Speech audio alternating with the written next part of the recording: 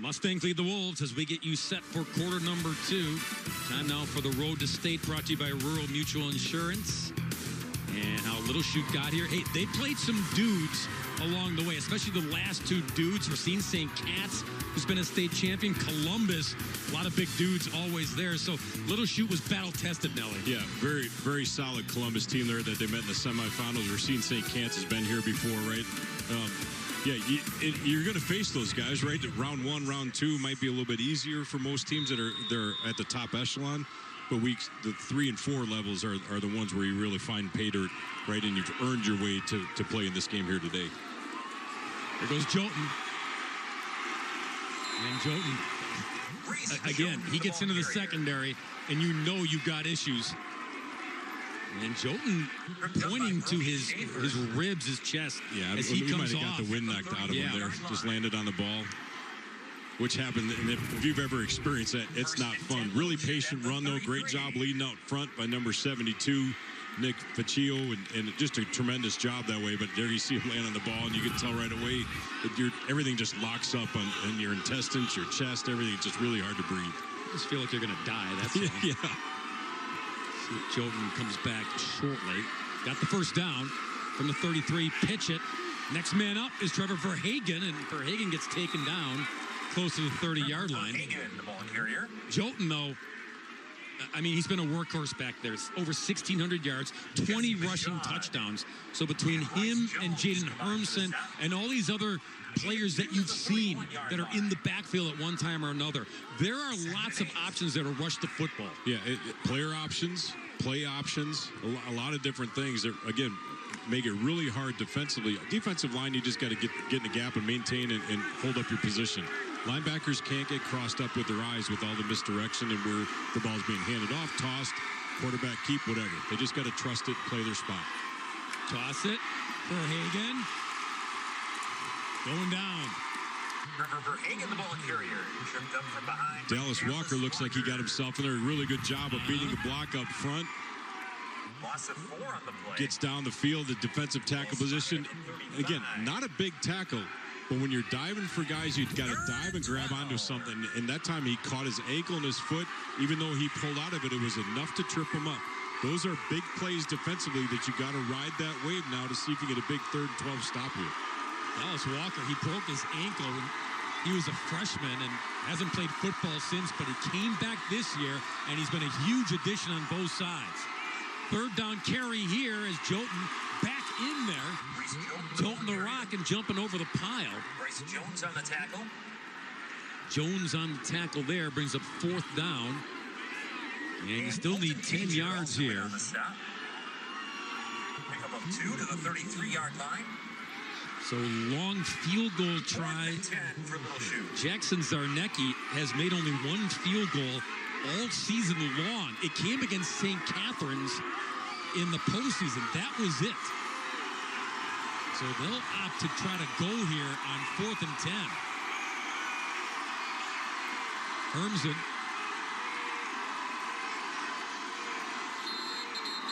Yeah, they'll call timeout. Yeah. Wanted to take a snapshot photo of what the defense was presenting. Timeout. Little Chute.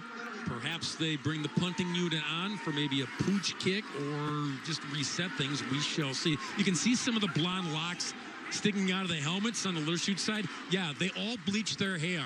And I asked the guys coming in who did it. And they didn't give the name, the culprit, if you will, but they said there's one of the guys that's been doing it all season long, so he did some and the rest went to a salon. If you wanted to get it done right, I guess. Yeah, that's probably smart. I don't know that I would trust a teammate whether he's one of my best friends or not. I think if you're going to go that way, I think I'd go get it done correctly. That's why they didn't give his name up. Yeah. You don't want to incriminate smart. him. Hey, keep it in the locker room, Yeah. right? Just in case. I'm sure the moms are really excited about all that too, Oh, yeah. right? That's great. Little Chute, they were runners-up, Nelly, in 2014. That's their only other trip to the state final. Winneconne the year before, they were state champs. So each one of them has a trophy in the trophy case back home. And each one's going to get one here, but Little Chute looking for their first gold trophy. Winneconne looking for their second all-time. But it's been a while. So these two teams had all the pieces to put it together and make a trip back to state. All right, reset here. No punt unit out there, so the offense back out there on 4th and 10. Hermsen under center. Chute in the backfield, dotting the I. Chute gets it. On the cutback, he won't get it. Chute on the carry. Well, playing a little field position game here, right? You trust your punter to drop it down there and get it before it goes in the end zone? If it does, right, you're at the 20-yard line. Here they're at the 26, 25, 26-yard line. The difference is 6 yards. Not a big deal, right? So you take a chance of maybe getting the first down or putting it in the end zone and lining back up at the 20 anyways. Not a bad call at all. Take a chance. Yeah, and the safe call, too. Yeah, put it in the hands of a guy that you know is tried and tested and true, right? We'll see what they come up with here now for Winneconne if they get something rolling offensively after these last couple of series. All right, Schaefer in the shotgun here on 1st and 10 at the 25. Fake the toss, inside handoff, and not fooled. Bryce Jones goes down. Mustangs were converging on the middle. They played it perfectly. In the mix, Caden Hoffman again. Caden Hoffman on the tackle. Coming downfield, right? Recognizing he's not, and if you're running a stunt, right, you're coming off the edge. If the ball goes away from you initially, pad yourself down, slow down, just in case something comes back with a counter misdirection. He did exactly that. He's on time to make the tackle. Really good job on his part executing defensively. A loss of 3 on the Hoffman tackle in the backfield. 2nd and 13, Schaefer goes empty. Brody over the middle in traffic, and it's broken up. Will Jansen, the strong safety back there, jumping in to break it up. Not a bad pass. Two guys defensively just made a really good break, and I think those two guys, when they go back and they watch this game the next few days, dude, you just took an interception from me. Right, I'm glad you broke up the pass, but come on, that was my rock. And that's when it's fun. It's complimentary football, right? Your offense is doing really well. You're playing hard defensively here. Be aggressive to the football. That time, Little Chute got to it before Winneconne and pass breakup, and now you're sitting at a 3rd and 13. Goffard and Jansen will sort that out over Thanksgiving dinner. Schaefer flushed, taken off. He's dangerous. First down, Brody Schaefer pushed out of bounds at the 45-yard line. This is the problem with having a quarterback that's athletic and mobile and dangerous like Brody Schaefer. Well, really good job defensively up front to keep him in a pocket, and then you're starting to see defensive ends make moves, and all of a sudden the seam opens up. Everything's covered downfield. You had a coverage sack if you could get to him. He reads the seam, shoots the gap, downfield for a first down. Again, it's patience on his part to continue to sustain plays and elongate plays and get big yards for his team. 22-yard pickup for Schaefer. Drag it, pull it back in. Schaefer, down he goes. Slowed up, and then James Thiel brings him down. Time for the road to state, brought to you by Rural Mutual Insurance for the Winneconne Wolves. And their train has been running after that Week 1 victory over Little Chute. They just kept on keeping on.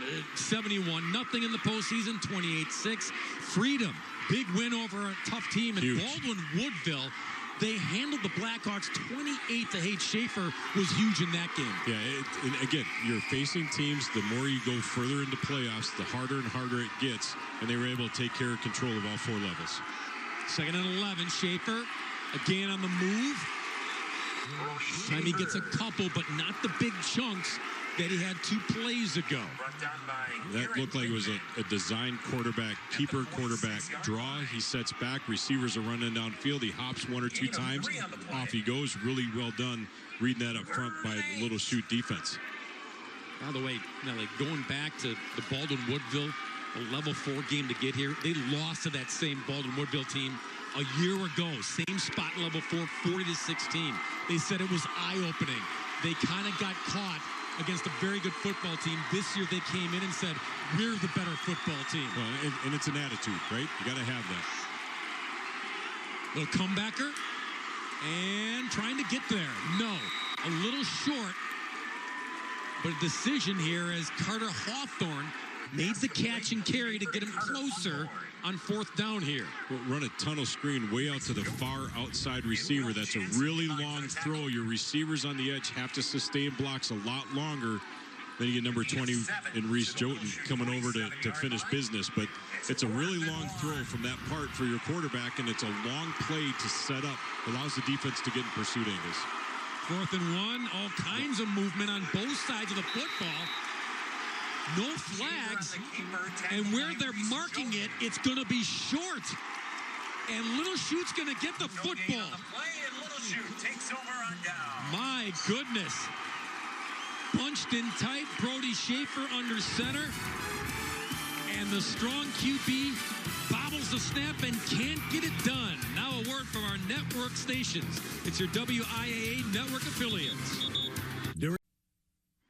Well, Nelly, Brody Schaefer wishes he had that snap back again, because if he handles this cleanly, he probably gets the first down. Well, it really just delayed the whole play. It's almost like he didn't anticipate when the ball came back from his center. He bobbled it. Thankfully, he was able to regain control, at least give himself a chance. But there you see the guys like, hey, what's going on? Like, we were going on this number. The offensive line didn't move, so maybe they had him going on the count of 2 as opposed to 1, and that screwed everybody else up. But really heads-up play to just gather the football, get anything that he could get. But here you sit, Little Chute's got great field position at the 47-yard line.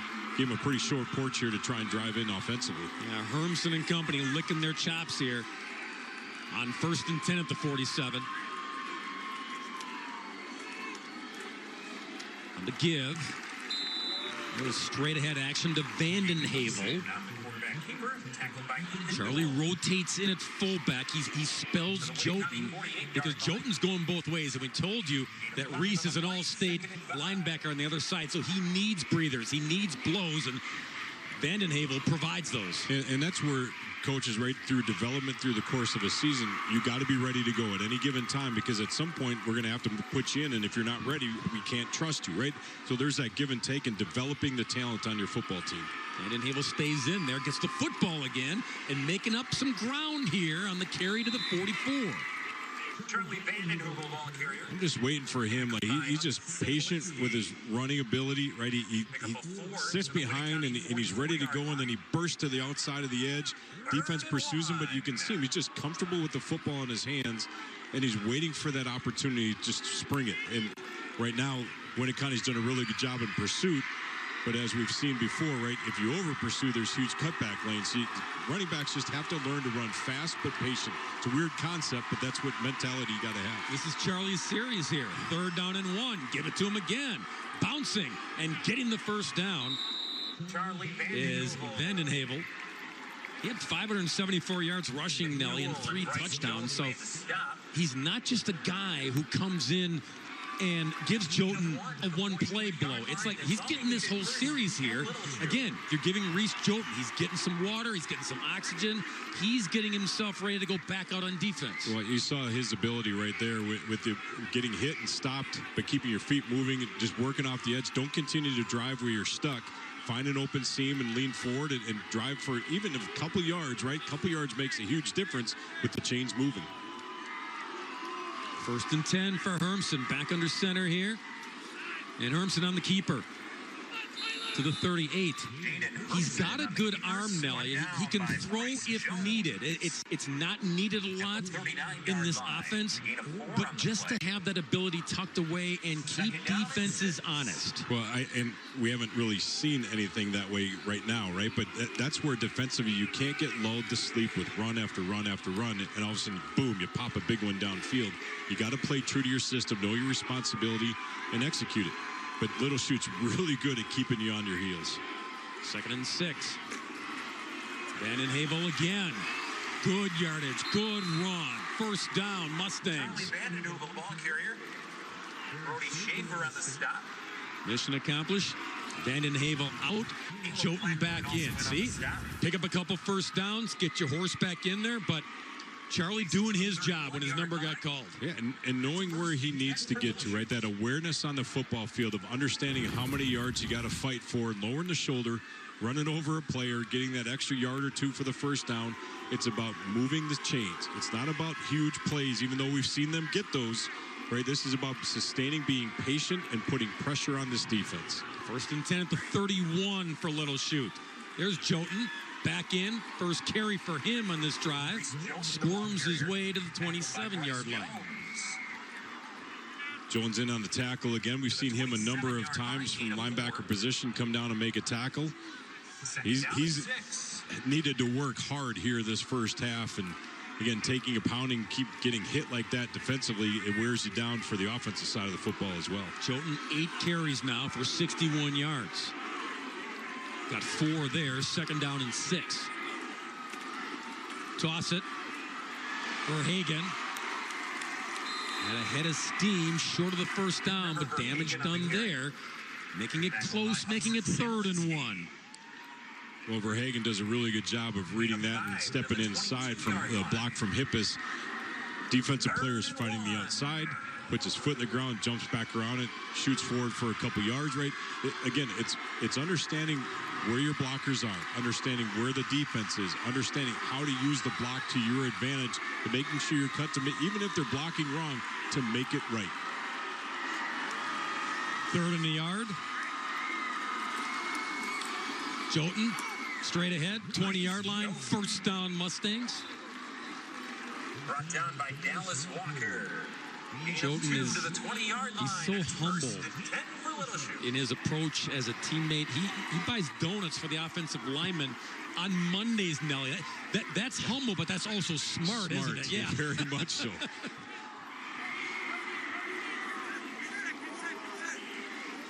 Keeps them working for you up front a little bit. Price you got to pay. Who doesn't love donuts? Yeah. Right? Especially on a Monday morning. Of course. Play comes in from Mark Kromenacher. He's also the offensive coordinator of this offense. Jotun again, hopscotching through the bodies, up and over the pile to the 16. Really nice drive, under control by Little Chute here right now as we wind down to about 1:15 on the clock. Again, ball control, ball security, trying to wind this clock, maintain and shorten this half up a little bit, so when you get an opportunity to score, Winneconne does not have a lot of time left in this half. They can even take it all the way down and get punched in early with about 30 seconds on the clock. On the pitch from the backfield, scooting around was Trevor Verhagen. Pushed out of bounds at the 13. Stops the clock with under a minute to go in the first half. It'll be 3rd down and about 5. But Winneconne has to really settle down here. They're gassed a little bit. They're on their heels. They're accepting a punch, not delivering the blow. They've got to understand this is the time where you got to dig in inside the red zone, certainly inside the 15. You got to suck it up for a few plays here and see if you can get a stop. Winneconne fans on their side of the camp making some noise, and it works. Toss in the backfield, but reading it. And in lane number 6. 19-yard line for a loss of 4 on the play. Dallas Walker in the mix, but watch it. Right at the middle of your screen now, just shoots it again, beats the block. And then, like we were just talking, right, it's a quick burst for 3-4 seconds. That's all you got to give here for that. And you beat a block there when you make a big play for your defense. Now, all of a sudden, all 11 guys in the field Winneconne. have a big shot of adrenaline here to come after and get after these guys, see if they can hold them. Now, word from our network stations. This is your WIAA network affiliates. Nate Riff, the DC, the co-coach, words with his guys. Trying to get a stop here as Little Chute going to go for it on 4th down and 9. Throw. Bobble. Incomplete. Will Goffert had it in his hands. If he reels it in, it's a 1st down, maybe a touchdown, but couldn't find the handle, Nelly. Well, they had the perfect play call against us. The safety is out back. If he puts it on in front of him, it's an easy catch. He had to reach around on that play, and it wasn't able to spin around enough to get his hands in there. But the safety back, nobody's over the top, and just a quick pop pass, right? He just needs to put it on the money. And, again, when you don't pass a whole lot, right, it makes it awfully tough to have those timing routes down. That was the first pass of the game thrown by Hermsen. And it almost paid off in a big way, but sure. Winneconne dodging the bullet now. 25 seconds remaining here. How gutsy do they want to be before the half? With Schaefer, you never know. He wants to throw. Brody has to run now. Banged out of bounds at the 22-yard line. Stops the clock with 17. That was a 12-play drive after that great field position that they had, but couldn't cash it in for points. Well, they burned a lot of time off the clock, which is really good against the Wolves' offense here. But, again, you got to be careful with Schaefer, right? He's got the ability with his legs, with his arm. Right now, it looks like, to me, the Mustangs are playing a little bit more of a prevent type defense, still aggressive up front, but they're backed off a little bit to make sure nothing gets over the top. So you have to contain Schaefer in the pocket. You can't let him run free. Brody will run. And run and run and run. Not out of bounds. Of Jotun, and gets to the outside edge, out of bounds, stops the clock. 9 seconds left here. Maybe after those last couple plays, you take a quick shot, try to get out of bounds again, and then you heave it up for the Hail Mary to end the half. Yeah, perhaps trying to get closer for Schaefer to unleash one. Gonna roll here. Fire. Catch is made out of bounds with time left on the clock. 3 seconds to go. Catch made there by Ryan Quigley. So you get a few more than 10 yards there. Now you're setting yourself up at the 46-yard line. Looks like they're going to spot it. This gives you at least a chance. If you want to launch one, go for it. If things are covered in the back end by the Mustang defense, maybe you get a chance to run and outrun some guys and make some people miss because you're spread out all over the place. There's a lot of green space, but you know if you run, you got to get there. I would look for a chance. Maybe they're going 4 vertical guys down the field here. See if they can launch one and get that Hail Mary. We got timeout, with the Wolves. I think they called the Wolves on that. They didn't. It's the Mustangs. Well, they got to talk. Yeah, there's a guy on the Wolves side calling timeout. The guy on this side with the Mustangs calling timeout. Charge them both. Yeah, that'll show them. That's right. Timeout. Winneconne. Okay. So Winneconne asked for timeout first. And that's who Should we gets go to charged replay on that? with the timeout. Yeah. Tie goes to the offense, I guess. Okay, so Winneconne out of timeouts. This will be the last play barring a penalty here. And I don't think I've ever seen that. Always something new here, man. Yes. Nate Riff, again, the co-coach. He handles the defense, but he's also the co-coach along with Ryan Krings. Nate's the owner of Riff Heating and Cooling in Winneconne, family-owned business for generations. Well, everyone knows Riff Heating and Cooling. If they don't, they do now. That's right.